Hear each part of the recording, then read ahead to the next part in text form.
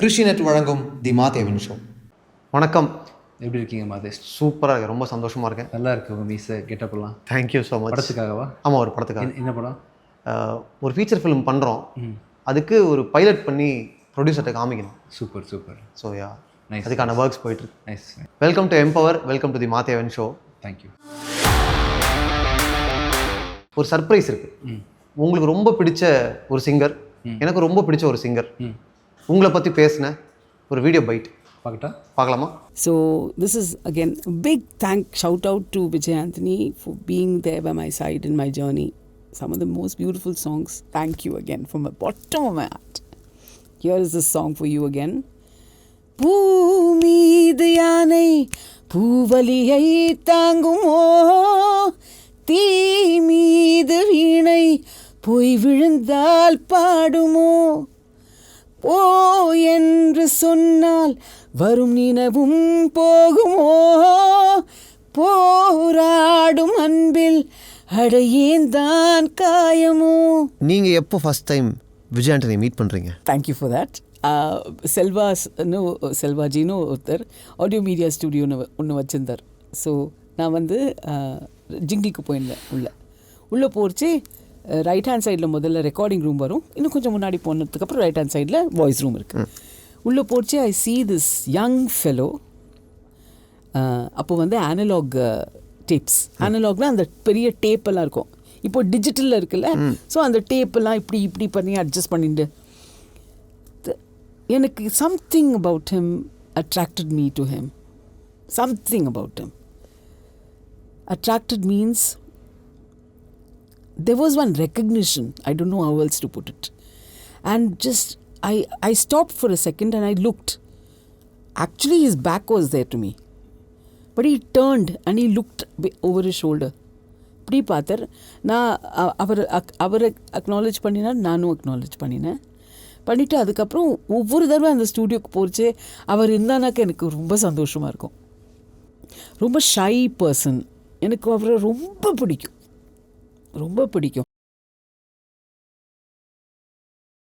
Surprise தான் எனக்கு உண்மையிலேயே. மியூசிக் ஜோன்லேயே இல்லாமல் வெளியே போயிட்டு திடீர்னு அவங்க என்னை பேக் டு ஒரு 20 years கொண்டு போயிட்டாங்க. Ma'am, thank you so much ma'am. Thank you so much. பேசிக்கிறது ரொம்ப நாளாச்சு ரீசெண்டாக. இதன் மூலமாக தேங்க்யூ மேம். நான் உங்களுக்கு கால் பண்ணி பேசுகிறேன். அந்த யங் பாய் பற்றி பேசுவோம். நீங்கள் சொல்லுங்கள், ஃபர்ஸ்ட் டைம் அவங்கள மீட் பண்ணது, அந்த அனலாக் சிஸ்டம்ஸ்லாம் நீங்கள் ஹேண்டில் பண்ணிட்டு இருந்தது. ஆமாம், நான் என்னோடய கெரியர் சவுண்ட் இன்ஜினியர் தான் ஆரம்பித்தேன். மியூசிக் தெரியாது. ஸோ தெரியும் என்னமோ நமக்கு மியூசிக்னால் அவ்வளோதான்ற சின்ன நம்பிக்கையோடு கிளம்பி வந்துட்டேன் சென்னைக்கு. வந்த பிறகு இதை கற்றுக்கிட்டு நம்ம மாஸ்டர் பண்ணுறதுக்கு ரொம்ப டைம் ஆகும், உடனடியாக அதை பண்ணி ஆகணும் அப்படின்னு சொல்லிட்டு. கோரஸ் பாட கூட நமக்கு தகுதி கிடையாது. அங்கே கூட கேட்பாங்க இல்லையா, மியூசிக் நாலேஜ் இருக்கான்னு கேட்பாங்க, பாட சொல்லுவாங்க. ஸோ எப்படி மியூசிஷியன்ஸ் கூட பழகிறதுன்னு எனக்கு தெரியல. ஸோ இவங்கெல்லாம் சங்கமிக்கிற இடம் ஸ்டுடியோவில் தான் அப்படின்றதுனால அங்கே போய் ஒரு வேலைக்கு சேர்ந்துடலான்னு சொல்லிட்டு நான் முதல்ல கோடம்பாக்கத்தில் எம்இ சார்னு ஒருத்தங்க கூட அசிஸ்டன்ட் சேர்ந்தேன். 95 ஆக்சுவலாக சேர்ந்து அங்கேருந்து சின்ன வேலைகளாக பண்ணி 97லலாம் ரெக்கார்டிங்லாம் பண்ண ஆரம்பிச்சிட்டேன். ரெக்கார்டிங் பண்ணி இன்ஜினியர் ஆகிட்டேன். 98 தான் ஐ திங்க் மேம் மீட் பண்ணுறேன்னு நினைக்கிறேன். 98 ஒரு ஆடியோ மீடியான்ற இடத்துல 99 ஒரு இடத்துல சவுண்ட் இன்ஜினியராக ஃபுல் ஃப்ளெஜ்டாக சேர்ந்து வேலை பார்த்துட்டு இருக்கும்போது மேடம்லாம் மீட் பண்ணுறேன்.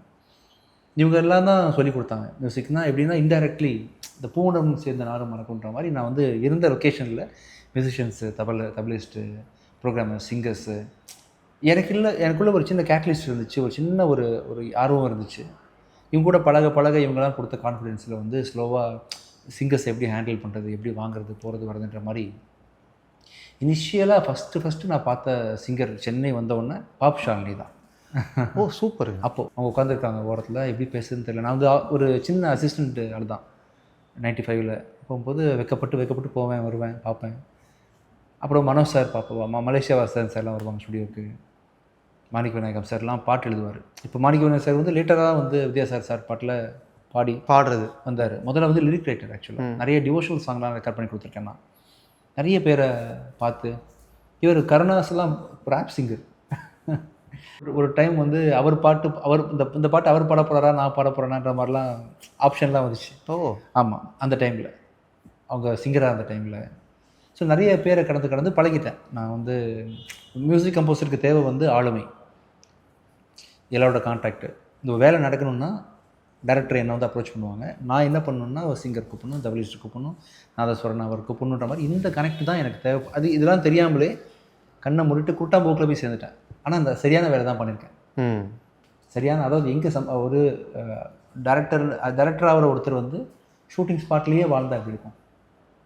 அவர் வந்து அசிஸ்டன்ட் டேரக்டராக சேர்ந்து 5 படம் ஒர்க் பண்ணுறதை விட அதில் கூட பார்த்திங்கன்னா அந்த டேரக்டருக்கு 5 வருஷத்தில் 2 படம் தான் பண்ணுறதுக்கு வாய்ப்புகள் கிடைக்கும், 3 படம் வாய்ப்புகள் கிடைக்கும். ஆனால் ஒரு மனுஷன் 360 நாள் ஷூட்டிங் ஸ்பாட்லேயே இருந்தால் எப்படி இருப்பான். எனக்கு வந்து அசிஸ்டன்ட் டேரக்டர் சேர்றீங்களா இல்லை செட் அசிஸ்டண்ட்டாக போகிறீங்களா ஷூட்டிங் ஸ்பாட்டுக்கு அப்படின்னு கேட்டால் I will choose set assistant. ஏன்னா தினம் இருக்கலாம், தினைக்கு ஷூட்டிங் ஸ்பாட்டில் இருக்கலாம். இப்படியா எனக்கு கிடைச்ச வாய்ப்பு தான் பார்த்திங்கன்னா ஸ்டுடியோவில் இவங்க கூடலாம் பழகிறதுக்கான அட்மாஸ்பியர் எனக்கு கிடைச்சிது. அப்படி தான் நான் இவர் கூட ஓகே பண்ணேன்.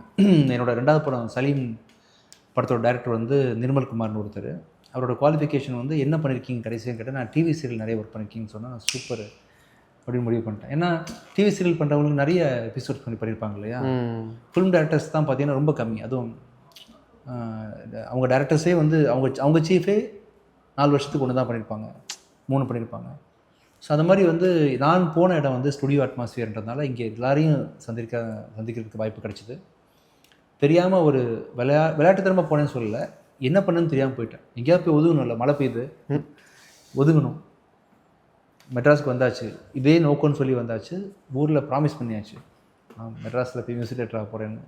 பேக் வாங்க முடியாது, தெரியாதுன்னு சொல்ல முடியாது, தெரிஞ்சுக்கிறதுக்கு ஒரு ரூட் எடுக்க முடியாது. ஏன்னா நிறைய இருக்குது இங்கே, கீபோர்டு, சிங்கிங், மியூசிக், வயலின், என்னென்னமோ இருக்குது. ஸ்ருதின்னு வேறு சொல்கிறாங்க. ஸ்ருதினால் என்னன்னு தெரியாது எனக்கு. ரெக்கார்டிங் டைமில் உட்காந்துட்டு ஸ்ருதி போதுன்னுவாங்க. நான் வந்து கேட்பேன் இன்ஜினியர்கிட்ட. மியூசிக் கம்போசராக வந்தாச்சு சென்னைக்கு, வந்துட்டு இன்ஜினியர் பக்கத்தில் அசிஸ்டண்ட்டாக சேர்ந்துட்டேன். ஸ்ருதின்றாங்களே எப்படி சார் கண்டுபிடிக்கிறது. இந்த லெவலில் ஆரம்பிச்சது என் கெரியர். ஸோ இவங்க கூடலாம் பழகி பேசி ஆர்வத்தோட நிறைய, அப்புறம் வந்து டெக்னாலஜி அதுன்னு ஒரு இன்ஜினியராக ஃபுல் ஃப்ளெஜ்டாக ஆகிட்டேன். நிறைய சாஃப்ட்வேர், நான் வேலை பார்த்த கம்பெனி வந்து பார்த்திங்கன்னா ஆடியோ மீடியா செல்வகுமார் சார்ன்றவர் நிறைய சாஃப்ட்வேர் விற்கிறவர். ஆக்சுவலாக என்ன மாதிரியான சாஃப்ட்வேர்ஸ்? அது ஆக்சுவலாக நான் ரியல் இமேஜ்ன்றது தான் அன்றைக்கி டைமில் பெரிய ஸ்டுடியோ. ஸ்ரீதர் சார் தான் இருந்தாங்க ரியல் இமேஜில். எனக்கு அங்கே தான் முதல்ல வேலை கேட்டேன். அங்கே உள்ள ஒருத்தர் தான் வந்து இங்கே வேலை தம்பி நீங்கள் வேணால் இன்னொரு இடத்துக்கு தேவைப்படுறாங்க அனுப்பி ஒரு இடத்துல அனுப்பி விட்டார். ஆனால் இதை விட ஒரு பொருத்தமான இடம் எனக்கு கிடச்சிருக்காது. ஏன்னா அங்கே வந்து சாஃப்ட்வேர் சேல் பண்ணுறாங்க, ஸ்டுடியோவும் வச்சுருக்காங்க. சாஃப்ட்வேர் சேல் பண்ணுன்னா நீங்கள் வந்து கற்றுக்கிட்டு டெமான்ஸ்ட்ரேட் பண்ணணும். நான் வந்து ப்ரோட்டூல்ஸ், அக்காய், கியூபேஸ், நோண்டெல்லாம் புதுசு அந்த டைமில். ரீபர்த்து, ரீசன் எல்லாத்தையும் வந்து டெமான்ஸ்ட்ரேட் பண்ணணும், கற்றுக்கணும்னு சொல்லிட்டு அங்கே போயிட்டேன். எல்லாமே வந்து பார்த்திங்கன்னா நம்ம வந்து ஒன்று கேட்போம், 10 100 நடந்திருக்கேன் லைஃப்பில். ஸோ அப்படி அப்போ பார்க்கும்போது இவங்களெல்லாம் மேடம் பார்த்தேன். ரெக்கார்டிங் நிறைய பேருக்கு நான் ரெக்கார்டிங்ஸ்டாக இருந்திருக்கிறேன். ஆக்சுவலாக நிறைய சவுண்ட் இன்ஜினியரிங் பண்ணியிருக்கேன். தேவிஸ்ரீ பிரசாத் தான் என்னோடய கிளைண்ட் தான் ஆக்சுவலாக. அப்போ ஆல்பம் பண்ணார் அவர். அது மாதிரி நிறைய பேர் அந்த டைமில் பண்ணியிருக்கேன். இம்மான்லாம் வர்றதுக்கு முன்னாடி அவங்க ஃபாதர் வந்து அவர் 12th முடிச்சிருந்தாப்புல. விஸ்காம் படிக்கலாமா, மியூசிக் டேரக்டர் ஆக்கலாமா, கீபோர்டிஸ்ட் ஆக்கலாமான்னு சொல்லும்போது நான் அட்வைஸ் பண்ணுறது வந்து படிப்பு போதும் சார், தொழிலே கையில் இருக்குது, தொழில் செய்கிறதுக்கு படிச்சு நீங்கள் தானே வர போகிறீங்க, டேரெக்டாக அவர் வந்து மியூசிக்கில் இருக்குங்க. ஸோ அது நிறைய பேரை சந்திக்க வாய்ப்பு கிடைச்சிது. இந்த டிசிஷன் மேக்கிங் அட்லீஸ்ட் வந்து அவர் என்கிட்ட கேட்குறாரு, இம்மான் அப்படி பண்ணுங்கன்னு சொல்கிறதுக்கான அறிவு எனக்கு வந்திருக்கு இல்லையா அந்த டைம். அது காரணம் வந்து பார்த்திங்கன்னா நான் ஒர்க் பண்ண இடங்கள். ஸோ அது மாதிரி வந்து மியூசிக் கம்போசராக நான் உருவாகிறதுக்கு வந்து எனக்கு இந்த தொழில் அவங்கள தான் வந்து பார்த்து பழகி, அப்புறம் சொந்தமாக ஸ்டுடியோ வச்சுருந்தேன். சொந்தமாக ஸ்டுடியோ வச்சு மியூசிக் டைரக்டர் ஆகிட்டேன். ஒரு பக்கம் வந்து நடிக்கணும்னு தோணுச்சு, நடிச்சிட்டேன்ற மாதிரி. ஒன்று தெரியலன்னு சொன்னால் இது எனக்கு தெரியல அப்படின்னு கேள்வி கேட்குற குணம் இருக்குல்ல, அந்த குவாலிட்டி இருக்குல்ல. ஆமாம். அதில் உங்களுக்கு எப்பவுமே தயக்கம் வந்தது இல்லையோ? ஐயோ ஜாலியாக இருக்கும், ரொம்ப ஜாலியாக இருக்கும். எனக்கு ஒன்றும் தெரியலன்னு சொன்னால் சொல்ல போகிறீங்களா பதில் நீங்கள்?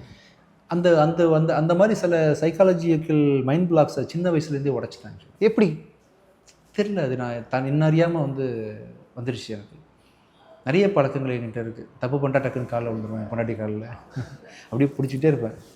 அது பொண்ணை கூப்பிட்டுட்டு பாடுற அம்மா காலில் வந்துட்டு ஓகே வாடான்னு கேட்பேன். ஓ லிட்டரலாகவே சொல்கிறீங்க? லிட்டரலாக சொல்கிறேன். ஆமாம், பொண்ணு காலில் கூட விழுவேன். கோவம் சத்தப்பட்டேன்னு வச்சுக்கோங்களேன். அப்பா சாரிடா தங்க, அப்பா மன்னிச்சிடுறான்னு சொல்லிட்டு நிறைய என்ன இருக்குது ஒரு வாழ்க்கை. தெரியலன்னு சொல்கிறதுல என்ன இருக்குது, தெரிஞ்சுப்போம். தாழ்த்திக்கிறதுலையும் மன்னிப்பு கேட்குறதுலையும்லாம் தயங்கவே மாட்டேன் ஆக்சுவலாக. விஜய் ஆண்டனியுடைய மெலடிஸில் எனக்கு ரொம்ப பிடிச்ச ஒரு மெலடி இந்த பாட்டு, பூ மீது யானை. உங்களுக்கு பிடிக்குமா அந்த பாட்டு? சூப்பர் பாட்டு, ரொம்ப ரேர் இல்லை இது என்று சொன்னவங்களே வாழ்க்கையில் நீங்கள் ஒருத்தர் தான் நினைக்கிறேன் ஆக்சுவலாக. அப்படியா? ரொம்ப ரொம்ப நல்ல பாட்டு. இந்த பாட்டு வந்து யாருமே சொன்னதில்லை. அந்த படத்தில் டயலாமா சொல்லியிருக்காங்க. இன்னொரு பாட்டு ரொம்ப பிடிக்கும், இன்னொரு பாட்டு பூமிக்கு வெளிச்சம். அது அதை கூட ஓரளவுக்கு கான்செப்டில் பாடுறேன். ஆனால் ஃபஸ்ட்டு ரேட்டட் வந்து டயலாமோ, கிட்ட நெருங்கி வாடி, நெஞ்சாங்கூட்டில். லாஸ்ட்டு தான் பூமிக்கு வெளிச்சம் எல்லாம். இதெல்லாம் வந்து நீங்கள் பூமி தியானிகளை யாருமே கேட்டதே இல்லை. சந்தோஷமாக இருக்குது நீங்கள் கேட்டது. நாக்கு புக்கை கம்போஸ் பண்ணும்போது சரி, நான் வந்து ப்ரிப்ரேஷனில் வரமாட்டேன், சாதாரணமாக வருவேன், உட்காருவேன், கம்போஸ் பண்ணுவேன். அது மோஸ்ட்லி வந்து வரிகள் பார்த்து பாடுவேன். கரிகாலம் கால போல் பாட்டெலாம் பார்த்தீங்கன்னா அது புலி வரும்போது எல்லாமே பேப்பரை வச்சு நான் பண்ண டியூன் தான். லிரிக்ஸுக்கு பண்ணது. ஆமாம், லிரிக்ஸ்க்கு பண்ணது தான். ஸோ அப்படின்றதால என் மைண்டில் எதுவுமே இருக்காது, எல்லாம் டேரக்டர் மைண்டில் தான் இருக்கும், லிரிசிஸ்ட் மைண்டில் இருக்கும். சார் உங்களுக்கு என்ன வேணாலும் நீங்கள் எழுதிக்கிங்க சார், என்ன வேணும் எழுதுங்கன்றேன். ஒன்றுமே வரலையா, குமுதம் கல்கட்டிலேருந்து 5 பக்கத்துக்கு கூட கொடுங்க எனக்கு. ஐ வாண்ட் தமிழ் வார்த்தைகள், எனக்கு தமிழ் வார்த்தை வேணும். அதுதான் உங்களுக்கு சோர்ஸ் மெட்டீரியல். அதுதான் சோர்ஸ் மெட்டீரியல். எந்த வார்த்தை வேணால் கொடுங்க சார், நான் ஒன்று பார்ப்பேன், அது டியூனாக மாறும், என்ன கொடுக்குறீங்கன்றது உங்கள் இஷ்டம் அப்படின்னு சொல்லிடுறது. தோழியாக இருந்தேன் காதலியா, பூமிக்கு வெளிச்சம் இல்லாமலே வைரமுத்து சாரே இல்லாமல் அதை பாட முடிச்சிட்டேன். அவரோட புக்கு ஆக்சுவலாக அதில் பூமிக்கு வெளிச்சம் எல்லாம் அதெல்லாம் பண்ணி முடிச்சுட்டு, சார் ஒரு பாட்டு எழுதணும்னு சொல்லி போய் அப்ரோச் பண்ணோம். என்ன பாட்டு அப்படின்னு கேட்டார். முடிச்சிட்டோம் சார் இதான்னு சொல்லிட்டு அந்த புக்கிலேருந்து அந்த பாட்டு எடுத்து கவிதையை வந்து பாட்டாக்கிட்டேன். சரணம் மட்டும் எழுதி கொடுத்தாரு. கரெக்ஷன் அவரை வச்சு தான் பண்ணோம் இல்லையா. எல்லா பாட்டுக்கும் பின்னாடியும் பெரிய கதையெல்லாம் ஒன்று இருக்காது. நாக்கு முக்க அவர் வந்து பாட்டை எழுதி கொண்டு வாங்கன்னு சொன்னேன் அவர்கிட்ட. அது நாக்கு முக்கன்னாரு. மாடு செத்தா மனுஷன் தான். ரொம்ப கடுப்பாயிடுச்சு எனக்கு பார்க்கும்போது. பாட்டு கேட்டால் எப்படி எழுதுவான்னு சொல்லிட்டு, அதுக்கு ஈக்குவலாக நான் ஒரு பாட்டு போடுறேன் பாரு அப்படின்னு சொல்லிட்டு ஃபன் பண்ணிட்டேன். அந்த பாட்டு ஃபன் பண்ணது தான் அந்த பாட்டு. அது ஒர்க் அவுட் ஆயிடுச்சு. கடைசியாக நானும் அதுவும் சேர்ந்து பாட்டாகி. நீங்கள் சொல்கிறீங்க ஒரு பெரிய ப்ராசஸ் இல்லை, இன்ஸ்டிங்க்டிவாக அப்போ எனக்கு என்ன தோணுதோ அதை பண்ணுறேன்னு சொல்கிறீங்க. பட் சில கிரியேட்டிவ் டெசிஷன்ஸ் பற்றி நம்ம பேசலாம். ஃபார் எக்ஸாம்பிள், பூமிக்கு வெளிச்சம் இல்லாமல் பாட்டு இருக்கு இல்லையா, அதில் பாட்டு போயிட்டே இருக்கும், மறுபடியும் பூமிக்கு வெளிச்சம் இல்லாமல் லைன் வரும்போது ஒரு இடத்துல ரோபோட்டிக் வாய்ஸ் மாதிரி ஒன்று பண்ணியிருப்பீங்க ப்ரோக்ராமிங்கில். அந்த முடிவு எப்படி ஒரு மெலடிக்குள்ள? சவுண்ட் இன்ஜினியரில் டெக்னிக்கல், அது இஷ்டத்துக்கு பண்ணுவேன். அதாவது தெரிஞ்சது தான் ரூல்ஸு, தெரியாதவருக்கு அதெல்லாம் கிடையவே கிடையாது. நான் என்ன செய்கிறேன், இன்றைக்கி கூட பார்த்தீங்கன்னா எனக்கு தெரியாமல் தான் நிறைய பண்ணுறேன். நேற்று தான் பப்ளிக் லிமிட்டட் அனௌன்ஸ் பண்ணியிருக்கேன் 2027 பண்ணுறேன்னு சொல்லிட்டு. சத்தியமாக எதுவுமே தெரியாது. நான் விஜய் ஆண்டனி ஃபிலிம் கார்பரேஷன் பேர் வைக்கும் பொழுது, எதுக்கு வச்சிங்க சார் கார்பரேஷன் சொன்னேன். எனக்கு தெரியாது சார், பார்க்க கெத்தாக இருந்துச்சு பேர். ஏன் எப்படி கெத்தாக இருந்துச்சுன்னா, அமிதாப் பச்சன் கார்பரேஷன் வச்சுருந்தாரு. ஆமாம், ஏபிசி. ஆமாம், ஏபிசின்னு சொல்லும்போது கார்பரேஷன் நல்லா இருந்துச்சு சார், அதனால் விஜய் ஃபிலிம் கார்பரேஷன் வச்சேன். அதே தான் பப்ளிக்கும் நிறைய பண்ணணும்னு ஐடியா இருக்குது. தனியாக முயற்சியில் பண்ண முடியாது. நிறைய பப்ளிக் ஆகிட்டேன்னு சொன்னால் I can do 30 projects a year, correct, 20 a year, 10 a year. Industry ஆயிரும். நிறைய பேருக்கு பண்ணலான்னு மட்டும் தெரியும். எல்லோரும் பண்ணுறாங்களே, பண்ணுறதுல என்ன பெரிய விஷயம் இருக்குது, ட்ரை பண்ணிடலான்னு சொல்லிட்டு அவ்வளோ. ஏன் இதுக்கெல்லாம் தெரியாது. அது மாதிரி கம்போஸ் பண்ணும்போதும் பெரிய ரீசனிங்லாம் பண்ணிட்டுருக்க மாட்டேன். நான் கதை வந்து ஜீவா சங்கர் வந்து சொல்கிறாரு, சூப்பர் ஜீவா, அதாவது கையில் காசு இல்லை, கம்போசர் தான், ஷூட்டிங் ஸ்பாட்டே பார்த்ததில்லை. இந்த ஆத்திச்சூடியில் வீட்டில் வந்து எடுத்தாங்க.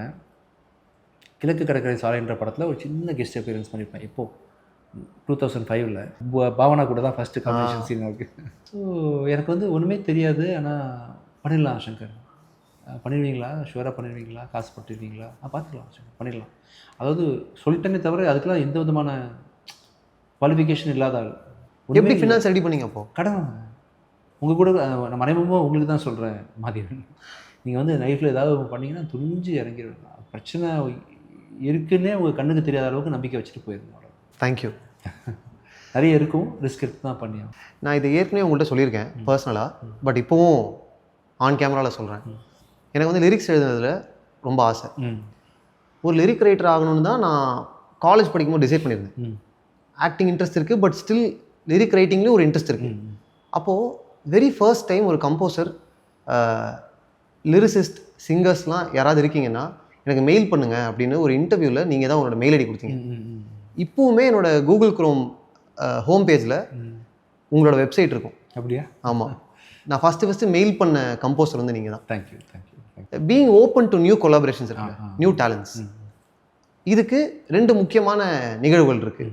டிசம்பர் 1 2011 ஒருத்தர் ஒரு போஸ்ட் போடுறாரு ஃபேஸ்புக்கில், Aadhi working with Vijay Antony at studio get ready for a தாறுமார் ரேப் சூன். அதான் தப்பே இல்லாமல் தப்பே இல்லை. இல்லை? ஸோ இந்த கொலாபரேஷன் பற்றி சொல்லுங்கள். என் ஃப்ரெண்டு ஒருத்தங்க, அவங்க வந்து நிறைய யூத் டேலண்ட் ஏதாவது இப்போ ஃபாரினில் செட்டில் ஆகிருக்காங்க, நல்ல அப்கமிங் டேலண்ட் ஏதாவது இருந்தால் சொல்லுங்கள் நம்ம சொல்லும்போது இந்த பசங்களை அனுப்பி வச்சாங்க. ஆதியும் கூட யாரோ ஒருத்தங்க வந்தவொன்னா ஆதிக்குமே தெரியாது இந்த மாதிரி இந்த பாட்டு வரப்போகுதுன்னு சொல்லிட்டு. ஆதி மொத்தமே வந்து ஒரு 1/2 hour 1 hour தான் வாங்க ஆதின்னேன், ஏதாவது இஷ்டத்துக்கு பாருங்க ஆதி, வழக்கமாக அப்படி தான். ஏன்னா பிளான் பண்ணி பண்ண மாட்டேன். இப்போ சார்லோத்தா மணி கூட நான் சில்லாக்ஸ் பண்ணும்போது கூட பார்த்தீங்கன்னா ஏதாவது விஷயத்துக்கு பண்ணுங்க அப்படின்னு சொல்லிட்டு ரிதம் போட்டு விட்ருவேன், அவங்க கமகம் பாடுவாங்க, கொலாபில் தான் போவோம் எல்லாமே. அப்படி வந்து ஆதி பண்ணார், சூப்பராக இருக்குது, இங்கே எதுவும் பார்த்திக்கேன் அப்படின்னு சொல்லிட்டு டக் டக் டக்குன்னு ஒரு 1 hourல முடிச்சுட்டு போயிட்டாரு. அதுதான் தப்பே இல்லாமல் தப்பே இல்லை. 2011 இது நடந்துச்சா? 2025 இன்னொரு முக்கியமான கொலாபரேஷன் வாகிசன் கூட. பாகிஸ்தான். ஸோ 2011 ஃபேஸ்புக்கில் ஆதி போஸ்ட் போடுறாரு, 2025 வாகிசன் போஸ்ட் போடுறாரு. 2 பேருக்குமே ஐ திங்க் அவங்களோட முதல் திரைப்பாடல்னு நினைக்கிறேன். ஆமாம் ஆமாம், கரெக்டாக. ஆமாம், ரொம்ப சந்தோஷமாக இருந்துச்சு எனக்கு இதை பார்க்கும்போது. தேங்க்யூ. இன்னும் நிறைய பண்ணணும்னு ஆசை மாதிரி ஆக்சுவலாக நிறைய பண்ணணும் ஆசை.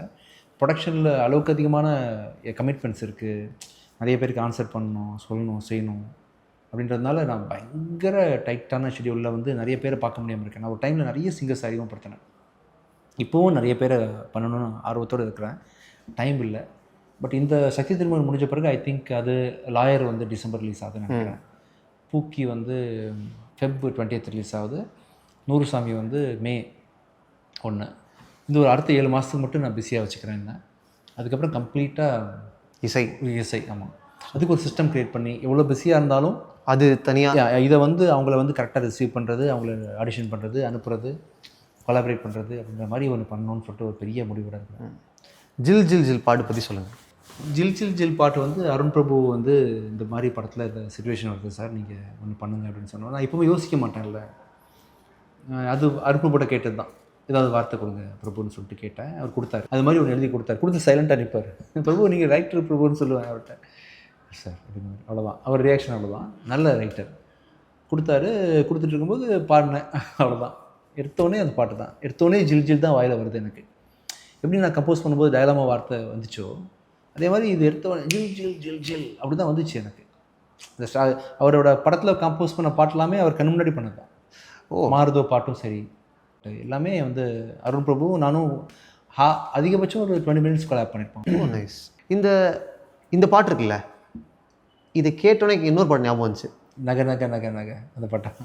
அது எனக்கு ரொம்ப பிடிக்கும். தேங்க்யூ. சரியான சரியான பாட்டு. அது ஒரு செம ட்ரிப், அந்த ஆமாம் டிவோஷனல் ட்ரிப். அது நகை நகை இது ஜில் ஜில் எல்லாமே ஒரே ஃபேமிலி. ஒரே ஃபேமிலி. புலி உருமுது பாட்டு இருக்குல்ல, அது வந்து ரொம்ப இம்பார்ட்டண்ட்டான ஒரு பாட்டு. ஏன் அப்படின்னா, நான் டியூஷன் படிச்சுட்டு இருந்தேன், ஐ மீன் ஸ்கூல் படிச்சுட்டு இருந்தேன், டியூஷனுக்கும் போவேன். டியூஷனுக்கு வெளியில் ஒரு பையனோட MP3 பிளேயரில் நாங்கள் அந்த பாட்டு கேட்குறோம். அப்போல்லாம் MP3 பிளேயரே அலறும், அதுவே ஒரு ஹெவி சவுண்டில் தான் இருக்கும். இந்த ஆல்பமே நாங்கள் கேட்குறோம், எஸ்பெஷலி இந்த பாட்டு வந்து எங்களால் ஹேண்டிலே பண்ண முடியல. அந்த எனர்ஜியை கம்ப்ளீட்லி டிஃப்ரெண்ட் வைப்பில் இருந்துச்சு. அப்போ எங்களுக்கு வைப்ன்ற வார்த்தை தெரியாது, பட் கம்ப்ளீட்லி டிஃப்ரெண்ட் வைப்பில் இருந்துச்சு. அதுவுமே இவர் ஐ திங்க் கபிலன் எழுதி தான் கொண்டு வந்தார் அந்த பாட்டை. புலி உருமுது எழுதி கொண்டு என்னென்னா அந்த வார்த்தைகள் வந்து எங்கேயாவது ஒளிஞ்சிருக்கும். ஒரு 4 பக்கம் கொடுப்பாங்க, நான் வந்து நான் அடித்தா தாங்க மாட்டேன்றது நடுவுலேருந்து எடுப்பேன். ஃபஸ்ட்டு வரியாக தான் வரும்னு உத்தரவாதம் கிடையாது. ஏன்னா எனக்கு ஒரு மூடு இருக்கணும், அந்த மூட்லேருந்து எங்கேயாவது மாட்டோம் அப்படின்னும் போது அங்கே பாதியிலேருந்து எடுத்த வார்த்தை தான் அது. ஒவ்வொரு பாட்டும் பண்ணும்போது ஒரு ஹிட் ஃபேக்டர் ஒன்று தானாக என்ன அறியாமல் ஒன்று பண்ணி விட்டுருவோம். அதெல்லாம் பிளான் பண்ணி பண்ணுறது இல்லை, எல்லாம் பண்ணியாச்சு. பாட்டு சாதாரணமாக இருக்குது, புள்ளி வரும்போது எரி அடிக்குது, கேட்டிருக்கோமா இது என்னடா இப்படி வித்தியாசம் பண்ணுறதுன்னு யோசிச்சுட்டு இருக்கும்பொழுது அங்கே தான் இது வந்துச்சு, சம்பள பல சிற்பட்டு சித்து செல பல கண்டா. அங்கே தான் அதுதான் அப்படி தான் பண்ணுறது. அந்த டைமில் மியூசிக் பண்ணுற டைமில் ஃபுல்லாக வார்த்தையை உடச்சி போட்டு ஏதாவது பண்ணுவேன். இந்த மாதிரி விஷயங்களை நானே எழுதிடுவேன். எழுதும்போது தான் ஓகே அப்படின்னு சொல்லி தோணுச்சு. பாடுறதுக்கு அதிகமான எனர்ஜி தேவைப்பட்டுச்சு எனக்கு. Recording with singer Shankar Mahadevan, அது வந்து ஒரு ரொம்ப ஃபாஸ்ட்டாக கமர்ஷியலாக முடிஞ்சது தான் ஆக்சுவலாக. அவர் வந்து ஹார்ட்லி ஒரு 1 hour 1.5 hours பாடிப்பார். இல்லை, இந்த சிங்கரை பற்றி ஏன் ஸ்பெசிஃபிக்காக கேட்குறேன்னா, உங்கள் எனர்ஜியை ஈஸியாக மேட்ச் பண்ணக்கூடிய ஒரே ஆள் தான் நினைக்கிறேன். ஆமாம், அந்த டைமில் அந்த பாட்டு நான் அடிச்சு தாங்க மாட்டேன் தானே, நான் அடிச்சு தாங்க மாட்டேப்பா, யார் பாடினாலும் அந்த எனர்ஜியை மேட்ச் பண்ண முடியாது. இப்போ அவர் போட்டுடலாமான்னு விஜய் சார் தான் சொன்னார், இந்த மாதிரி போடலாமான்னு சொல்லிட்டு பண்ணிடலான்னு சொல்லிட்டு உடனே கூப்பிட்டு.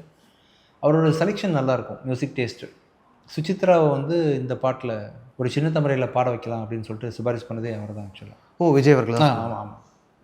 ஸோ அவர் சொல்லிட்டு அவன் கேட்டவனும் புதுசாக இருந்துச்சு, ஃப்ரெஷ்ஷாக. அந்த டைமில் ஒரு ஃப்ரெஷ்ஷான வாய்ஸ் தானே, ரொம்ப பேசி கேட்டு பழகின வாய்ஸு.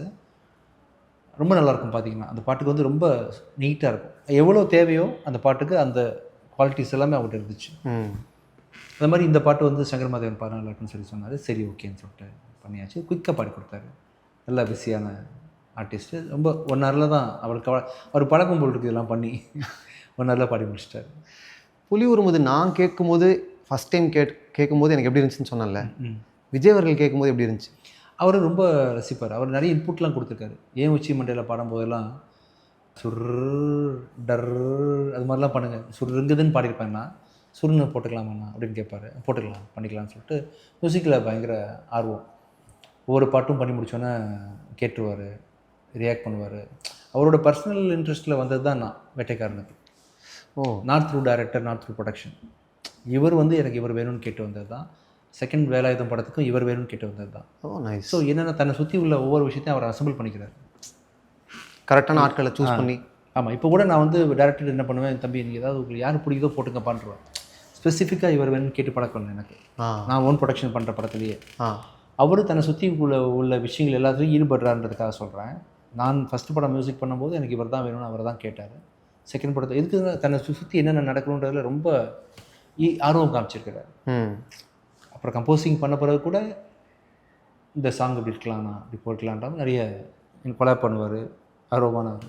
எனக்கு என்ன இப்போ நீங்கள் சொல்லும்போது புரியல அப்படின்னா, எனக்கு ஆர்வம் மட்டும்தான் இருந்துச்சு, அறிவோ தெளிவோ ஆரம்பத்தில் இல்லை. என்ன தெரியலன்றதை கேட்குறதுக்கான கான்ஃபிடென்ஸ் இருந்துச்சு. பட் தெரியாமல் இருக்கும் போது எப்படி ஒருத்தருக்கு கான்ஃபிடென்ஸும் இருக்குது? அது ஒரு கான்ட்ராஸ்ட் இல்லை? அதுதான் தெரில எனக்கும். ஆழம் தெரிஞ்சால் தானே பிரச்சனை. இன்ஃபேக்ட் நான் வந்து மலேசியாவில் ஆக்சிடென்ட் ஆச்சுன்னு சொன்னாங்க கேள்விப்பட்டீங்க. நடுக்கடலில் தான் கடலில் விழுந்தேன். எனக்கு நீச்சல் தெரியாது, நல்லாவே தெரியும் எனக்கு. ஜெட்ஸ்கி தான் அந்த வண்டி. ஆமாம். ரவுண்ட் அடிக்கிறேன் கடலில் தனியாக. தம்பி ஏதாவது விழுந்தா காப்பாற்றிருவீங்களான்னு பக்கத்தில் போட் இருக்கான்னு கூட எவனுக்கும் வெயிட் பண்ணல. நான் சொல்கிறது புரியுதா உங்களுக்கு? புரியுது. தப்பு தான். நான் நல்லாவேன், இது வந்து ஃப்யூச்சரில் ஃபாலோ பண்ணுங்கன்னு நான் சொல்ல வரல. நான் அப்படி இருக்கேன், அவ்வளோதான். தெரியாமல் இருக்கும்போது எனக்கு என்னமோ என் மேலே ஒரு நம்பிக்கை, நான் பண்ணிடுவேன் அப்படின்னு. ஐ திங்க் இன்னொரு சைடே எனக்கு தெரியாது, இன்னொரு பாசிபிலிட்டி யோசிக்கிறதே இல்லை. இல்லை நடக்காது, அவ்வளோதான். நைஸ் அப்படின்ற மாதிரி தான். ஆனால் நடந்துச்சு. ஒருத்தர் தான் காப்பாற்றினார். எனக்கு கடலில் விழுந்துட்டேன், போயிட்டேன். உள்ள போயிட்டு முங்கி வெளியே வரும்போது தான் என்னை தூக்கிட்டு வந்தாங்கன்னு வச்சுக்கோங்களேன். நடுக்கடலில் ஒருத்தருக்கு தான் நீச்சல் தெரிஞ்சிருந்து அந்த என்டையர் ஆக்சிடெண்ட்டில் அந்த போட்டில் உட்காந்துருந்தவங்களில். அவருக்கும் தெரியலன்னா நம்ம காலி அன்னைக்கே.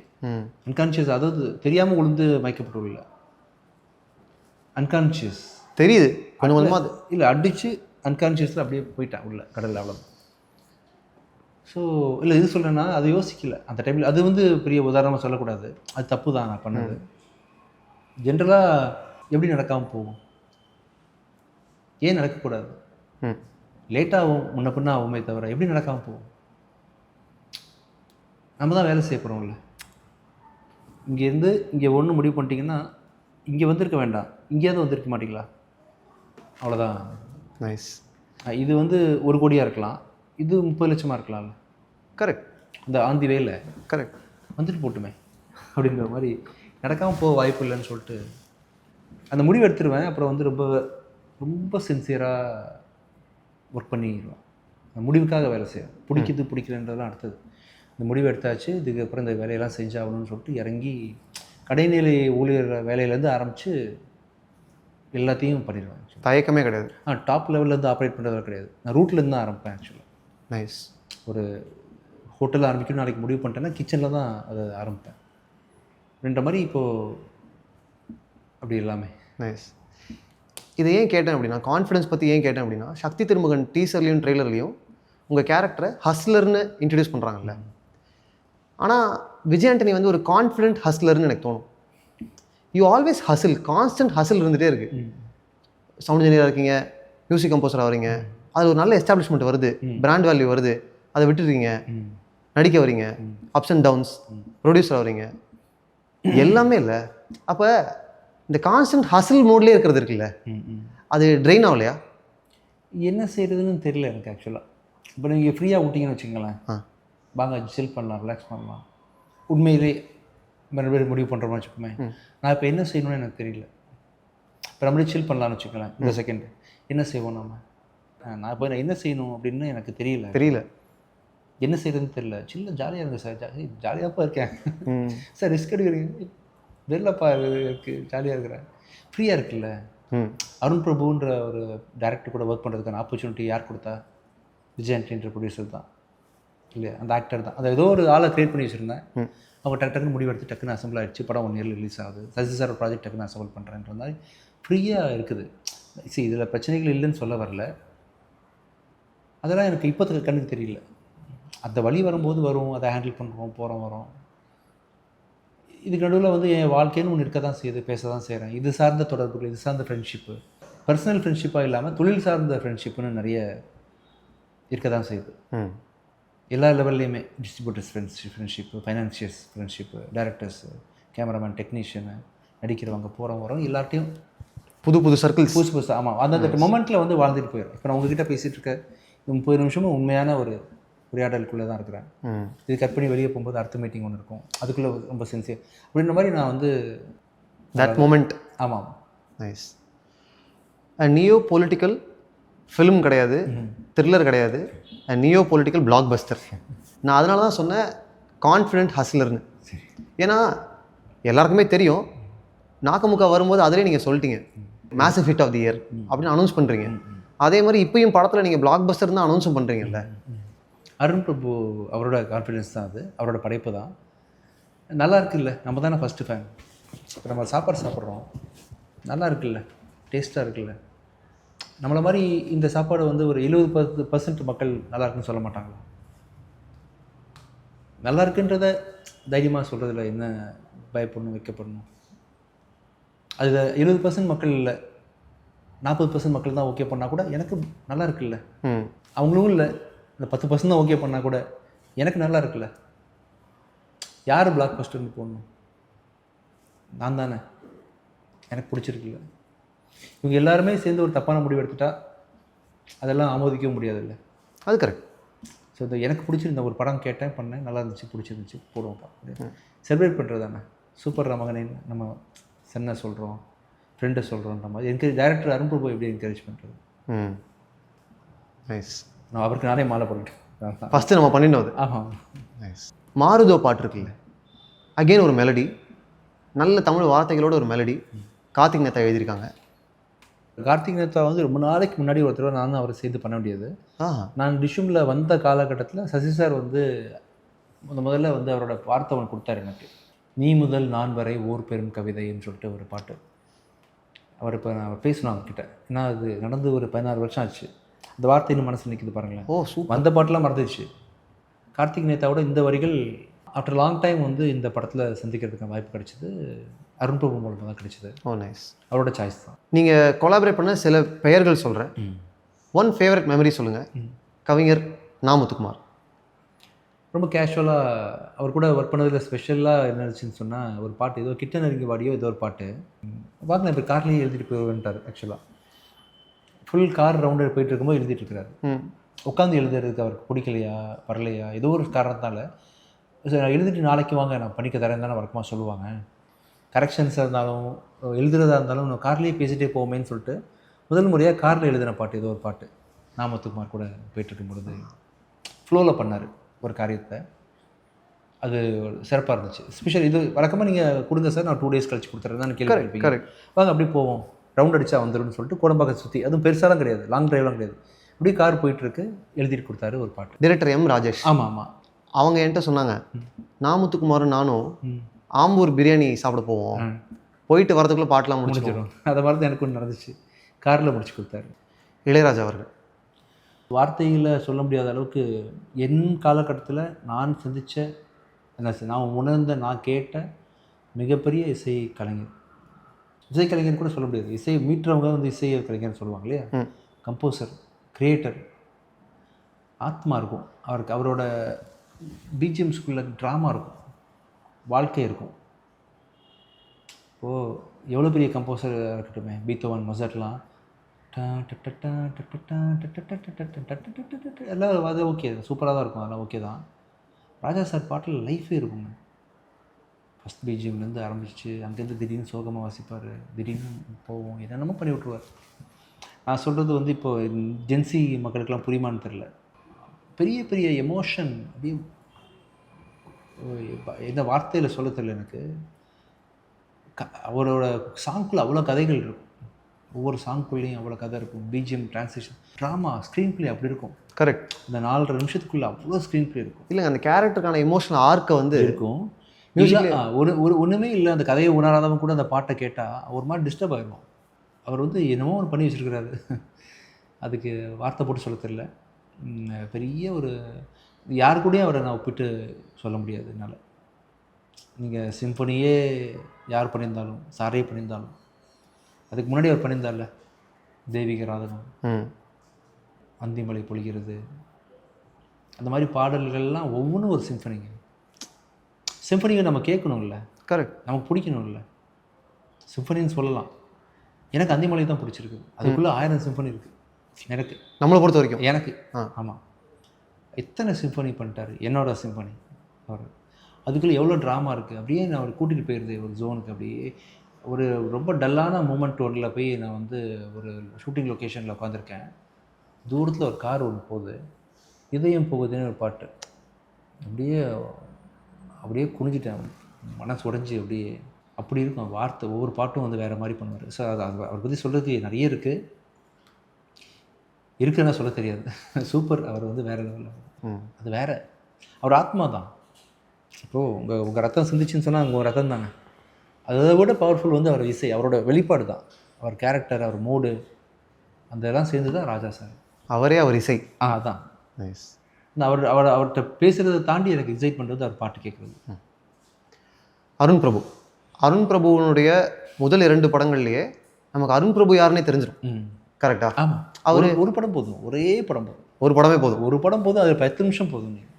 10 நிமிஷம் போதும். என்ன இருக்குது, 10 நிமிஷத்துக்கு போதுமே. உங்கள் ஃபஸ்ட்டு படத்தில் கிடைச்ச வாய்ப்பை வச்சுக்கிட்டு, அந்த பணத்தையும் அந்த வசதிகளையும் வச்சுக்கிட்டு அவ்வளோ போதுங்க. அதுக்கப்புறம் ஃபுல்லாக பண்ணணும்னு அவசியம் இல்லை. நான் டேரக்டர்ஸில் வந்து அந்த படம் ஓடுதா ஓடலையெல்லாம் பார்க்க மாட்டேன். ஒரு 15-20 நிமிஷம் மேக்கிங் எப்படி இருக்குன்னு பார்ப்பேன், அவ்வளோ போதும். அந்த படம் ஆடியன்ஸுக்கு பிடித்த ஒரு கதையாக இருக்கலாம், பிடிக்காத கதையாக இருக்கலாம், ஒர்க் அவுட் ஆகாத கதையாக இருக்கலாம். அது இல்லையே டேரக்டர், அது கதாசிரியர் சம்மந்தப்பட்டது. டேரக்டர்னால் ஒரு 15 நிமிஷத்தில் அப்படி காமிச்சிடலாம் அவர் யாருன்னு. 2.5 hours ஹோல்ட் பண்ணி தான் ஒருத்தன் டேரக்டர்னு ப்ரூவ் பண்ண அவசியம் இல்லை. 20 நிமிஷத்தை கடக்கும் பொழுது தெரிஞ்சிடும் யாருன்னு சொல்லிட்டு. நைஸ். ஸோ அந்த 20 நிமிஷத்துலேயே அவர் வந்து டேரக்டர் அப்படின்னா முழு படத்தை பார்த்த பிறகு அவ்வளோதான். நைஸ். அவர் எத்தனை படம் பண்ணாலும் சரி, a great director from Tamil cinema industry. நான் பேசிக்க மாட்டேன். நான் மோஸ்ட்லி என்னோடய டேரக்டர்ஸ் கிட்ட வந்து கதை கமிட் பண்ண பிறகு அவங்க எனக்கு என்ன லொக்கேஷன் கூப்பிட்டு போகிறாங்க, நாளைக்கு என்ன சீனு, எதுவுமே கலந்துக்க மாட்டேன். அவ்வளோ சூப்பராக இருக்கும் என்னோடய ப்ரொடக்ஷன் கம்பெனியோட எக்ஸிக்யூஷன் இருக்குல்ல, பண்ணலாம்ப்பா அப்படின்னு சொல்லிட்டேன்னா அவ்வளோதான். அதுக்கப்புறம் அவங்களா என்கிட்ட வந்து கான்டாக்ட் பண்ணால் தான் உண்டு. Oh nice. ஆக்டராக ஒன்று மட்டும் சொல்லிடுவேன், தம்பி நம்ம வந்து ஆக்டர்லாம் கிடையாது, ஆனால் நீங்கள் என்ன கேட்டாலும் பண்ணுவேன். 1000 தடவை திருப்பி கேட்டாலும் பண்ணுவேன். நல்லா பண்ணுங்கள், நம்பர் ஆஃப் டேஸ் பற்றி கவலைப்படாதீங்க, எக்ஸ்ட்ரா 5 நாள் 10 நாள் போனால் கூட பரவாயில்ல, நீங்கள் பண்ணுங்கள், பார்த்துக்கலாம். நான் தான் இருக்கேன்ல ஸ்பாட்டில். நியாயமான காரணங்களுக்காக மழை பெஞ்சிருக்கலாம், ஒரு ஆர்டிஸ்ட் சொதப்பிருக்கலாம், என்ன வேணால் ஆகலாம். ஸோ நீ நான் 60 நாளில் முடிக்கிறேன், 50 நாளில் முடிக்கிறது சாதனை கிடையாதுப்பா. நல்லா உனக்கு திருப்தி அவர் படத்தை பண்ணி யோசிச்சுட்டு வந்தாரு, அது முடிங்க நீங்கள் அப்படின்னு சொல்கிறது. ஸோ அருண் பிரபு பொறுத்த வரைக்கும் நான் வந்து ஒன்றுமே கேட்டுக்கல. அவர் பண்ணுறாருன்னு சொன்னோன்னே அப்பப்போ நான் எல்லார்ட்டையும் கேட்குற கேள்வி தான். என் டேரக்டர்ஸ்லாம் வாய்ப்பு கிடச்சா ஃபோன் பண்ணோன்னே, தம்பி ஹாப்பியாக இருக்கீங்களா, எல்லாம் ஓகேவா, இதுதான் ஃபஸ்ட்டு கேள்வியாக இருக்கும். அப்பப்போ அதை தான் கேட்டிருக்கேன் அவர்கிட்ட. எனக்கும் அவருக்கும் ஒரு ஒரு ஒரு ஆளுமே கிடையாது. இப்போது நீங்கள் ஒரு ஆக்டராக ஷூட்டிங் ஸ்பாட்டில் இருக்கீங்க, அந்த ஷூட்டிங் ஸ்பாட்டில் நீங்கள் தான் ப்ரொடியூசரும். கரெக்டாக? ப்ரொடியூசர் பார்க்க மாட்டீங்க நீங்கள், அது ஓகே. பட் ஸ்டில் ஏதோ ஒரு கார்னர் ஆஃப் யுவர் மைண்டில் மனசுக்குள்ளே எங்கேயாவது செலவுகள், அது எனக்கே ஆச்சரியமாக இருக்குது, புரியவே இல்லை. இத்தனைக்கும் நான் பெரிய ஆள்லாம் கிடையாது, கடன் வாங்கி பண்ணக்கூடிய ஆள் தான். இது ஆகிட்டுருக்கே, பண்ணிகிட்ருக்காங்களே, அது மாதிரிலாம் யோசிச்சதே இல்லை. கமிட்மெண்ட் இல்லை. பேபிக்கு ஃபீட் பண்ணும்போது யோசிப்பீங்களா? குழந்தைய ஊட்டி வளர்க்கும் பொழுது எப்படி யோசிக்க முடியும்? பட்ஜெட்டுன்னு இல்லை, கதைக்கு என்ன ஆகுதோ அதை பண்ணி தான் ஆகணும். அதை சுருக்கி இருக்கணும்னு நினைக்கிறது இல்லை, நீட்டி இருக்குன்னு நினைக்கிறது இல்லை. ஒரு அவங்களாம் பண்ணும்போது நமக்கு போய் என்ன போய் கேட்குறது? என் தலையிடையே வந்து பார்த்திங்கன்னா இடைஞ்சலாக மாறிடும். இந்த மாதிரிலாம் கேட்கவும் விட மாட்டேன் டீமில். அவன் கேட்குறத பண்ணி கொடுத்துருக்கப்பான்னு சொல்லிட்டு எதுவாக இருந்தாலும் ஷூட்டிங் ஆரம்பிக்க முன்னாடி ஏதாவது டிஸ்கஸ் பண்ணிக்கோங்க தவிர்த்து முடிஞ்ச வரைக்கும் அவங்க மோஸ்ட்லி இந்த டேரக்டர்ஸ் நீங்கள் ஃப்ரீயாக விட்டிங்கனாலே ஆல்மோஸ்ட் எல்லாமே வந்து கரெக்டாக. ஆமாம் அவங்க போக்கில் விட்டுற வேண்டியதுதான். ஒரு கண்டிஷன் தான் என்கிட்ட இருக்கும். படம் ஆரம்பிச்சிட்டா 3 மாதத்தில் நீங்கள் பேக்கப் பண்ணிடணும். ஒரு 100 நாள் 120 நாளைக்குள்ளே நீங்கள் நம்பர் ஆஃப் ஷூட்டிங் டேஸை பற்றி நான் கவலைப்பட மாட்டேன், நீங்கள் பண்ணிக்கிங்க. ஆனால் ஒரு 4 மந்த்ஸில் முடிங்க. அடுத்த 2 மந்த்ஸில் நீங்கள் டப்பிங் போஸ்ட் ப்ரொடக்ஷன் பண்ணி நான் காட்டணும், படத்தை ரிலீஸ் பண்ணணும். ஒரு ட்ராமானா 8 மாதம் ரிலீஸுக்கு, சிஜிலாம் அதிகமாக இருந்தால் 10 மாதம், டிலேனா 12 மாதம் அப்படின்றது தான் என்னோடய கணக்கு. ஆமாம். 4 மாதத்துக்கு எவ்வளோ பெரிய படமாக இருந்தாலும் நீங்கள் முடிச்சிருங்கப்பா. உங்களுக்கு எந்த ஆர்டிஸ்ட் செட் ஆகிறாங்களோ நீங்கள் பண்ணுங்கள். இந்த ஆர்டிஸ்ட் செட் ஆகிறாங்கன்னா நைட் அண்ட் டே வச்சு முடிச்சிருங்க நீங்கள். அதுதான் என்னோடய தேவையாக. ப்ரொஃபஷனல் லைஃப்பில் என்ன அப்ஸ் அண்ட் டவுன்ஸ் வந்தாலும், பர்சனல் லைஃப்பில் என்ன செட்பேக் இருந்தாலும், விஜய் ஆண்டனி கார்பரேஷன்லேயும் சரி, விஜய் ஆண்டனியோடைய கரியர்லேயும் சரி, வேலை மட்டும் கான்ஸ்டண்ட்டாக போயிட்டே இருக்குது. எப்படி? அது ரெஸ்பான்சிபிலிட்டி தான். அது ஆக்சுவலாக இப்போது அம்மாவுக்கு எவ்வளோ பிரச்சனை வந்தாலுமே பிள்ளைக்கு பால் கொடுக்குறத நிப்பாட்ட மாட்டாங்கல்ல. நல்லா இருக்காங்களா, நல்லா இல்லையா, சாப்பிட்டாங்களா, சாப்பிட்லையா, அது பிள்ளை அழுதோடனே டக்குன்னு போய் தூக்கிடுவாங்கல்ல. ஸோ எனக்கு பேஷன்லாம் கிடையாது. நான் பண்ணுற எந்த தொழிலுக்கு மேலேயும், மியூசிக்லேயும் சரி, நடிப்புலேயும் சரி, ஃபில்ம் மேக்கிங்லையும் ரெஸ்பான்சிபிலிட்டி ரொம்ப அதிகம், கமிட்மெண்ட். அந்த ரெஸ்பான்சிபிலிட்டி எடுத்துட்டேன்னா அந்த அந்த அது வந்து பேபி மாதிரி ஆயிடும் எனக்கு. படம் நின்றக்கூடாது, டேரக்டர் கேட்குறது கொடுக்கணும் அப்படின்றதுனால ஆட்டோமேட்டிக்காக அதை மாறிடுவேன். அப்படியே பர்சனலாக எதுவாக இருந்தாலும் இது சிஸ்டமேட்டிக் தானே. இப்போ என்னோடய பொறுப்பு நான் சொன்னால் இன்னொருத்தர் கொடுத்துருவேன். நீங்கள் பார்த்துக்குங்க, ப்ரொடக்ஷன் ஒருத்தங்க பார்த்துக்குங்க, நீங்கள் ஒருத்தங்க பார்த்துங்கன்னு சொல்லிட்டு அவங்க பாட்டுக்கு பண்ணிட்டு இருப்பாங்க. அது நம்பி கொடுத்துட முடியும். நைஸ். ஏன்னா ஒரு கெரியர் அட்வைஸ் நிறைய பேர் சொல்லுவாங்க, ஒன்று தான், ஷோ அப் எவ்ரிடே. என்ன மூடாக இருந்தாலும் சரி, என்ன பிரச்சனையாக இருந்தாலும் சரி, ஜஸ்ட் ஷோ அப். இல்லை அப்படி வர்த்திக்காதீங்க. அதாவது அது முன்பான் கேரக்டராக மாற்றிக்குங்க. ரொம்ப டல்லாக இருக்கும்போது நம்மளை, அதாவது சில டிப்ரெஷனாக இருக்கும்போது நல்லா இருக்க காமிச்சிப்பாங்க இல்லையா, அதுவே இன்னும் டிப்ரெஷன் கொடுத்துரும். டிப்ரெஷனை மணக்க நினைக்கிறது, கவலையை மூட நினைக்கிறதெல்லாம் வேண்டாம். இது இருக்க தான் செய்யும். அது வந்து back to back continuous experience, knowledge, அதெல்லாம் வழி பழக வந்து உங்களுக்கு பர்சனாலிட்டியாக ஹார்ட் ஆகிடும். ஆக்சுவலாக தானாக நடக்கும். நீங்கள் ஷோ பண்ணுறது பார்த்தீங்கன்னா உங்களையே ஒரு டைம் ஏமாற்றி விட்ரும். உங்களோட ஆக்சுவல் கண்டிஷன் வந்து அதை பண்ணுறதுக்கான கேப்பபிலிட்டி இல்லாத ஆளாக இருக்கலாம். சாதிக்கணுன்றதுக்காக நம்ம ஷோ பண்ணிடணும்னு சொல்லிட்டு நீங்கள் ஃபஸ்ட்டு உங்களுக்கு ஷோ பண்ணணும்ல. கண்ணாடியை பார்த்து எஸ் அப்படின்ற இடத்துல நீங்கள் 4 பேருக்கு ஷோப்பே வேணும். இவன் யார், உனக்கு நீ வந்து உண்மையாக இருக்கும் அவ்வளோதான். நைஸ். இவன் எல்லாம் வேஸ்ட்டு. உனக்கு நீ என்ன சொல்கிற, உனக்கு கூட நீ எப்படி ரிலேஷன்ஷிப்பில் இருக்கிற, அதுதான் உலகம். 4 பேர் அவன் சொல்லுவான், இவன் சொல்லுவான். அது பல பேர் வந்து தன்னோட லைஃப்பை அங்கே உடைச்சிட்றாங்க இதனால். ஒன்றுமே இல்லாமல் போ கடைசியில் லைஃப்பில். ஆனால் உனக்கு உன்னை பிடிச்சிருந்துச்சா, எப்படி இருக்குது, உனக்கு அவ்வளோதான். அங்கே பிடிச்சி போச்சுன்னா போதும், அதுவே போதும். நீ போய் அவார்டு வாங்கிட்டு தான் வந்து உலகம் உன்னை மெச்ச போகுதுன்னா, உனக்கு உன்னை பிடிச்சிருக்குல்ல, இப்போவே பிடிச்சிருக்குல்ல, இதுவே பிடிச்சிருக்குன்னா அப்படியே இருந்துடும். அது ஜேர்னி எப்படி போகுதுன்றது தான். பல அவதாரங்கள் எடுத்துட்டீங்க. ஆனால் மக்களுக்கெல்லாம் ரொம்ப ரிலேட்டபிளான ஒரு ஸ்பேஸில் நீங்கள் இப்படி நிறைய பேசும்போது, இன்டர்வியூஸ்லாம் சொல்லும்போது, உங்களை வந்து ஒரு மோட்டிவேஷனல் ஸ்பீக்கர் அளவுக்கு. அதுதான் அது மாதிரி. நான் அதை மாற்றணுன்றதுக்காக என்ன பண்ண தெரியுமா, ரோமியோ படத்தில், அப்புறம் வந்து ஹிட்லர் படத்தில் தான் எக்கச்சக்க காமெடி. யாராவது இன்டர்வியூ பண்ண வந்தாங்கன்னா வச்சு காமெடி பண்ணி அப்படி சிரிச்சுலாம் பார்க்குறேன். என்ன அறியாமல் நீங்கள் மாற்றிட்டீங்க பாருங்களேன். நான் மாற்றிட்டேனா? இதை இப்படிலாம் பேசக்கூடாதுன்னு நினைப்பேன். ஆமாம், இல்லை இப்படி சீரியஸாக பேசிட்டோம்ல அப்படின்னு சொல்லிட்டு யோசி அப்படி பேச எனக்கு விருப்பம் இல்லை. தானாகவே வெளியே வந்துடுது. இது மாதிரி எல்லாரோட வாட்ஸ்அப் ஸ்டோரிலையும் நிறைய இன்ஸ்டாகிராம் பேஜஸ்லையும் நீங்கள் அடிக்கடி வந்துகிட்டே இருக்கீங்களே, அது உங்கள் ஃபீல்டில் வருமா? இது உங்களுக்கு எப்படி தெரிய வந்துச்சு? அந்த ஜோன் எனக்கு வந்துச்சு. அப்படி எனக்கு வெளிப்படுத்திக்க விரும்பல. ஏன்னா எனக்கு நிறைய ஃப்ளாஸும் இருக்குல்ல, நிறைய குறைகள் இருக்குது. நிறைய மட்டும் பேசுகிறாங்களே, ஐயோ நம்ம வேண்டாம். இது இந்த இமேஜ் நம்மளை பற்றி வச்சுட்டாங்கன்னா நம்ம தப்பு பண்ண முடியாது ஃபியூச்சர். அதை வேற தூக்கிட்டு சுற்றணும். ஆமாம், சுற்றணும். தப்பே பண்ண முடியாது. நான் ஒரு காமன் மேன் தானே அப்படின்னு என்ன பண்ணிட்டேன், ரீசெண்டாக வந்து எல்லா நிகழ்ச்சிகளையும் ஃபன்னு, ஜாலி அந்த மாதிரிலாம் பண்ண ஆரம்பிச்சிட்டேன். ஸ்டில் வந்து அப்படி இப்படி ஒரு வெளியே வந்துடுது. இது பேசுகிறது ஒரு பகுதி தான். கரெக்ட். நான் வந்து நிறைய தவறுகளும் கடந்த ஒரு உருவம் தான். ஹியூமன். ஆமாம், ஹியூமன். ஒரு 50% தப்பும் பண்ணியிருக்கேன் வாழ்க்கையில். இவ்வளோ ஃபிலாசபி பேசுகிறேன்னா நான் அடி வாங்கியிருக்கிறேன், தப்பு பண்ணியிருக்கிறேன், தப்பு செஞ்சுருக்கிறேன், என்னால் பல பேர் பாதிக்கப்பட்டிருக்கிறாங்க, நல்லதும் பண்ணியிருக்கிறேன், எல்லாம் தெரிஞ்சிருக்கிறேன், அவ்வளோதான். கடைசி அவங்களுடைய ஒரு ஃப்ரெண்டு பற்றி பேசி முடிச்சிடலாம். எதிர்த்து நில் பாட்டு நீங்கள் யுவன் சங்கர் ராஜாக்காக பாடினீங்க. அதில் உங்களோட மட்டும் ஒரு எக்ஸ்ட்ரா ஹை இருக்கும். கரெக்டாக அந்த ரெக்கார்டிங் எக்ஸ்பீரியன்ஸ் மட்டும் சொல்லுங்கள். யுவன் ஒரு தடவை வெங்கட் பிரபு கூப்பிட்டுருந்தார் பாடணும், கார்த்தியோட படம், நான் 4 கம்போசர் சேர்ந்து பாடணுன்னா அது சொன்னேன் இல்லையா, ராஜா சார் இப்போ இல்லைன்னா நான் இல்லை, எங்கேயுமே அது உறுதியாக சொல்லலாம். அதாவது as a producer, as a director, as a actor, இது எல்லா டிசிஷனுக்கு பின்னாடியும் அவரோட எமோஷன், அவர் போட்டு கொடுத்த ஒரு ரூட் ஒன்று இருக்குது. அது புரியாது, அது எப்படி ஆக்டருக்கு அவர் ஹெல்ப் பண்ணுவார்னு சொல்லி போகணும். ஒரு ரூட் ஒன்று அமைச்சு கொடுத்தாருல. நான் சென்னை வந்ததுக்கு காரணம் அவர் மியூசிக் கேட்டது தான், கம்போஸ் பண்ணது தான் அப்படின்ற மாதிரி அவரோட ரூட் ரொம்ப வந்து ஆழமானது. ஸோ அப்படின்றதுனால வெங்கட் பிரபுவும் இவனும் கேட்கும்போது உடனே கண்டிப்பாக வரேன்னு சொல்லிட்டு போனேன். என்ன பண்ணுறேன்லாம் தெரியல, வழக்கமாக நமக்கு அவ்வளோதான் வரும், சாதாரண பாடிட்டு வந்துட்டேன். அது இந்த கோவிட் டைமில் ட்ரெண்ட் ஆகும்போது தான் இந்த டிஃப்ரென்ஸ் எனக்கு தெரிஞ்சுது. கரெக்டான பிளேஸ் கொடுத்துருக்காரு கம்போசராக, என்னோடய ரேஞ்சுக்கு என்ன இது கரெக்டாக இருக்குன்றதை சூஸ் பண்ணி ஃப்ளோவில் கேஷுவலாக தான் பண்ணார். ஈவன் பண்ணும்போது வந்து சாதாரணமாக ஹேண்டில் பண்ணிட்டார். அதை எவ்வளோ அழகாக வந்து நான் கொஸ்டின் பண்ணியிருக்காரு இந்த பாட்டில். என்னோடய டிம்பருக்கு ஏற்ற மாதிரி இந்த வார்த்தையை ஒரு பாடினா சரியாக இருக்குன்ற மாதிரி 4 கம்போசர் இருக்கும்போது அதை பிரித்து பண்ணுறது கஷ்டம் இல்லை, கரெக்டாக சூஸ் பண்ணி பாட வச்சுருக்காரு. சூப்பர்னு சொல்லிட்டு. Nice person. எப்போவுமே தன்னை ஒரே டெம்பரில் வச்சுருப்பார். அப்பாக இருந்தாலும் டவுனாக இருந்தாலும் ரொம்ப நல்லா ஹேண்டில் பண்ணிப்பார் தன்னை யுவன். ஸோ அதனால் சந்தோஷம் தான். Super. Thank you so much. Thank you. Great conversation. Thank you.